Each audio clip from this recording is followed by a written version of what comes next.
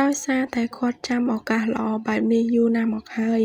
ដូច្នេះហើយបានគាត់ជាសុំប្រពន្ធគាត់ចុះទៅហូបបាយដូច្នេះ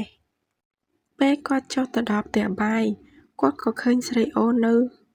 ទីនោះពិតមែន ដែលស្រីអូនកំពុងតែយកទឹកដោះគោមកផឹក គាត់មើលរាងស្រីអូនពីក្រោយទាក់ទាញណាស់ គាត់ក៏បានទៅជិតនិងចាប់ឱបពីក្រោយស្រីអូន ស្រីអូនឃើញឪពុកចង់ឱបខ្លួនដូច្នេះ ក៏ភ័យណាស់ក៏បានសួរថា ម៉េចបានជាឱបខ្ញុំអញ្ចឹងពុក? ពេលនោះពូធីបាននិយាយថា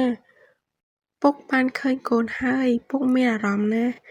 ពុកបានចាប់ចិត្តលើកូនតាំងពីពុកបានជួបកូនលើកដំបូងមកម្ល៉េះ សូមស្វាគមន៍មកកាន់ Channel សៀអារម្មណ៍ទាំងអស់គ្នា ថ្ងៃនេះ Admin មានរឿងមួយមកចែករំលែកគ្នាយើងស្ដាប់ បើចង់ដឹងសាច់រឿងទៅជាយ៉ាងណាតើយើងទៅស្ដាប់ទាំងអស់គ្នា រឿងនេះគឺជារឿងពិតរបស់បងស្រីម្នាក់ យើងអាចហៅគាត់ថាបងស្រីអូន នេះគឺជារឿងគាត់កាលគាត់នៅក្រមុំ ដែលឪពុកចុងរបស់គាត់ធ្វើអំពើមិនល្អមកលើគាត់ បើចង់ដឹងសាច់រឿងទៅជាយ៉ាងណាតើយើងទៅស្ដាប់ទាំងអស់គ្នា មានគ្រួសារមួយមានគ្នាពីរនាក់ ម្ដាយនិងកូនស្រី ដែលម្ដាយមានឈ្មោះថាមីងចិន្តា គាត់ជាស្ត្រីមេម៉ាយកូនមួយ ដែលប្ដីរបស់គាត់បានស្លាប់នៅពេលកូនស្រីគាត់មានអាយុ 10 ឆ្នាំ ដោយគាត់ស្លាប់ដោយជំងឺគាំងបេះដូង រីឯកូនស្រីមីងចិន្តាវិញមានឈ្មោះថាស្រីអូន ដែលឥឡូវនេះនាងមានអាយុ 18 ឆ្នាំហើយ និងមានសម្រស់ស្រស់ស្អាតជាខ្លាំង អ្នកនៅក្នុងភូមិស្រុកតែងតែលួចមើលនិងលួចស្រឡាញ់ តែមីងចិន្តាមិនទាន់ឲ្យកូនគាត់មានប្ដីទេ ព្រោះចង់ឲ្យនាងនៅផ្ដោតលើការរកស៊ីសិន ព្រោះតែនាងបានរៀនចប់ទី 12 ដោយសារតែជីវភាពស្រីអូនមិនបានទៅរៀនតទេ ក៏បង្កើតមុខរបររកខោអាវនិងម្សៅទុកចិញ្ចឹមជីវិតពីអ្នកម្ដាយកូន ដូច្នេះហើយបានជាស្រីអូនមានសម្រស់ស្រស់ស្អាតបែបនេះ មីងចិន្តាក៏មានគូស្នេហ៍ជាមួយបុរសម្នាក់ជាយូរណាស់មកហើយ ដែលបុរសម្នាក់នោះប្អូនមីងចិន្តា 5 ឆ្នាំ ដែលគាត់មានឈ្មោះថាពូធី គាត់មានមាឌធំនិងសាច់ដុំធំៗ ហើយអ្នកករីរបស់គាត់ក៏ធំដែរ ហើយពួកគាត់បានទាក់ទងគ្នាតាំងពីប្ដីរបស់មីងចិន្តាបានស្លាប់ទៅ តែមីងចិន្តាមិនបានប្រាប់ស្រីអូនឲ្យបានដឹងទេ លុះកន្លងផុតទៅនៅថ្ងៃមួយ មីងចិន្តាក៏គាត់បានសម្រេចចិត្តប្រាប់ស្រីអូន ថាម៉ែសុំយកប្ដីមួយបានទេកូន ម៉ែនៅមេម៉ាយយូរណាស់ហើយ ម៉ែចង់មានគ្នាប្រឡែងនឹងគេដែរ ពេលនោះស្រីអូនក៏មិនបាននិយាយអ្វីច្រើនដែរ ក៏បាននិយាយថាសម្រេចតែចិត្តម៉ែទៅ ពេលនោះមីងធីតាក៏សប្បាយចិត្តនិងបាននិយាយរៀបរាប់ប្រាប់ពូធីយ៉ាងសប្បាយរីករាយ នៅថ្ងៃបន្ទាប់ពូធីក៏បាននាំចាស់ៗមកផ្ទះមីងចិន្តាដើម្បីធ្វើពិធីសែន ដោយសារតែមីងចិន្តាគាត់មេម៉ាយ អញ្ចឹងហើយគាត់មិនបានរៀបការអ្វីធំដុំនោះទេ គាត់ក៏បានសែនតិចតួចពេលនោះទៅ ស្រីអូនក៏បានចូលរួមក្នុងកម្មវិធីរបស់ម្ដាយដែរ ពេលនោះពូធីឃើញហើយ ក៏នឹកនៅក្នុងចិត្តថា កូនរបស់ប្រពន្ធអញពិតជាស្អាតណាស់ បើសិនបានស៊ីទាំងម្ដាយទាំងកូនមិនដឹងជាល្អយ៉ាងណាទេ ឃើញម្ដាយថាស្អាតហើយ ចំណែកឯកូនវិញស្អាតលើសម្ដាយទៀត មិនដឹងជាតិមុនខ្ញុំធ្វើបុណ្យប៉ុន្មានជាតិទេ ទើបជាតិនេះខ្ញុំសំណាងយ៉ាងនេះ ពេលនោះស្រីអូនក៏បានឃើញកែវភ្នែកឪពុកចង់មើលខ្លួនដែរ តែនាងគិតថាឪពុកចង់នាងមិនដែលឃើញនាងអញ្ចឹង ទើបមើលដូច្នេះ ពេលនោះនាងក៏ធ្វើជាធម្មតាដូចគ្មានរឿងអ្វីអញ្ចឹង លុះចប់កម្មវិធីម្ដាយទៅក៏យប់បាត់ទៅហើយ ពួកគេក៏នាំគ្នាទៅបន្ទប់រៀងៗខ្លួន ដោយម្ដាយយប់នេះជាយប់ពិសេសរបស់គាត់ ទៅដល់បន្ទប់មិនទាន់ទេ ពូធីបាននិយាយសួរមីងចិន្តាថាតើអូនចង់ចាប់ផ្ដើមឥឡូវទេ មីងចិន្តាមិនបាននិយាយអ្វីទេ គ្រាន់តែងក់ក្បាលតិចៗ ពេលនោះពួកគេក៏បានចាប់ផ្ដើមឆាកប្រយុទ្ធគ្នាដ៏ស្មុគស្មាញ ដែលអ្នកស៊ីងកលមិនអាចយល់បានទេមួយយប់នោះប្រហែល10 ទៅ 20 ដងដោយសារតែមីងចិន្តាគាត់ខានយូរណាស់មកហើយណាមួយប្តីរាងក្មេងជាងទៀត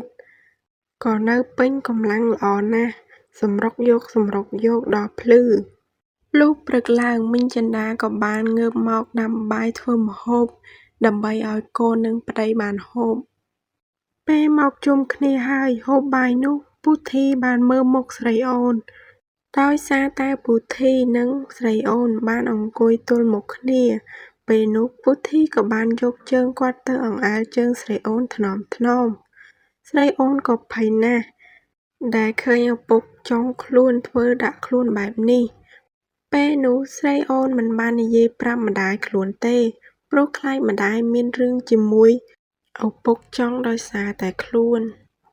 លុះពេលហូបបាយព្រឹកហើយស្រីអូនក៏បានទៅបន្ទប់ឡាយវីដេអូលក់អីវ៉ាន់ដោយសារតែនាងលក់ខោអាវស្រីអូនក៏បាន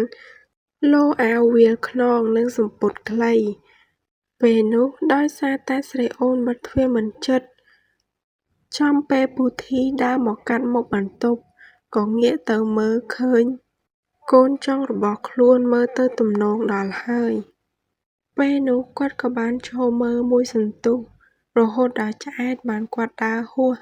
ទៅបន្ទប់គាត់បាត់ទៅលុះយប់បន្តិចពូធីក៏បានដើរចេញពីបន្ទប់របស់ខ្លួនដោយប្រាប់មីងចិន្តាថាបងទៅរកបាយហូបបន្តិចពេលនោះមីងចិន្តាក៏មិនបាននិយាយអ្វីដែរបងប្អូនដឹងអត់ហេតុអ្វីបានជាពូធីទៅផ្ទះបាយព្រោះតែគាត់បានឮសំឡេងនៅផ្ទះបាយគាត់នឹកថាមិនមានអ្នកណាក្រៅពីកូនស្រីរបស់គាត់ទេដោយសារតែគាត់ចាំឱកាសល្អបែបនេះយូរណាស់មកហើយដូច្នេះហើយបានគាត់ជាសុំប្រពន្ធគាត់ចុះទៅហូបបាយដូច្នេះ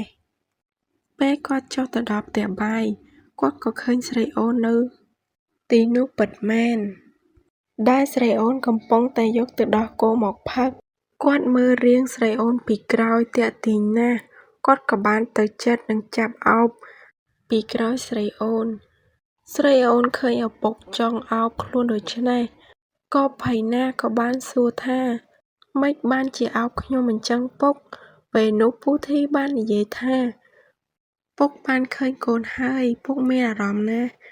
ពុកបានចាប់ចិត្តលើកូនតាំងពីពុកបានជួបកូនលើកដំបូងមកម្ល៉េះពេលនោះពូធីក៏បានចាប់ភ្នំទាំងគូរបស់ស្រីអូនបាននិយាយថាតើកូនព្រមទេ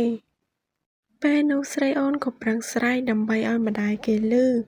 តែឪពុកចង់បាននិយាយថាឪពុកដឹងអស់ហើយថាកូនក៏មានចិត្តលើឪពុកដែរបានជាថ្ងៃនោះពុកបានប៉ះជើងកូនម្ដេចក៏កូនមិនប្រាប់ម្ដាយរបស់កូនទៅបើសិនជាកូនមិនមានចិត្តលើពុកនាងក៏មិនបាននិយាយអ្វីទៀតដែរពូធីឃើញដូច្នេះក៏មានឱកាសល្អគាត់ក៏បានចាប់ផ្ដើមឆាកប្រយុទ្ធជាមួយកូនស្រីចុងរបស់គាត់នៅក្នុងផ្ទះបាយឬពេញផ្ទះបាយតែម្ដងដែលធ្វើឲ្យស្រីអូនធ្ងោស្រួលជាខ្លាំងមួយសន្ទុះប្រហែលជា5 ដងនាងគិតក្នុងចិត្តថា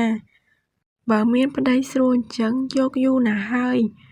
ឪពុកចុងនិងកូនបានបន្តឆាកប្រយុទ្ធគ្នាយ៉ាងស្មុគស្មាញរហូតដល់អស់កម្លាំងរៀងៗខ្លួនពេលនោះពួកគេក៏សម្រាកមួយសន្ទុះក្រោយមកមានកម្លាំងវិញពួកគេក៏បានបើកឆាកប្រយុទ្ធគ្នាម្ដងទៀតដែលធ្វើឲ្យពួកគេធ្ងោពេញផ្ទះបាយនិងបែកទឹកពេញផ្ទះបាយតែម្ដងពួកគេក៏បានឡើងឋានសួគ៌រៀងៗខ្លួននៅពេលឪពុកចុងនាងអស់ចិត្តហើយឪពុកចុងនាងក៏បានរត់ចូលបន្ទប់វិញយ៉ាងលឿនពេលនោះឪពុកចុងសប្បាយចិត្តណាស់ព្រោះបានស្គាល់ជាតិកូនស្រីអាយុ18 ឆ្នាំជាតិខ្លាំងណាស់បានដើរចូលទៅក្នុងបន្ទប់វិញធ្វើដោយគ្មានរឿងអ្វីកើតឡើងអញ្ចឹងមីងចិន្តាក៏បានសួរទៅប្តីថាតើឯងទៅមកពីណាយូរម្ល៉េះ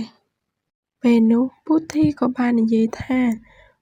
បងទើបតែមកពីញ៉ាំបាយទៅបានជាយូរដូច្នេះពេលនោះមីងចិន្តាក៏មិនបាននិយាយសួរអ្វីទៀតដែរក៏ ក៏បានគេងបាត់ទៅ ចាប់តាំងពីពេលនោះមក ឪពុកចុងនិងកូនស្រី តែងតែបើកឆាកប្រយុទ្ធគ្នា រហូតឲ្យតែនៅពីរនាក់ ឪពុកកូន មិនថានៅលើឡាន បន្ទប់ទឹក ឬចង្ក្រានបាយនោះទេ ឲ្យតែមីងចិន្តាមិននៅ ពួកគេតែងតែ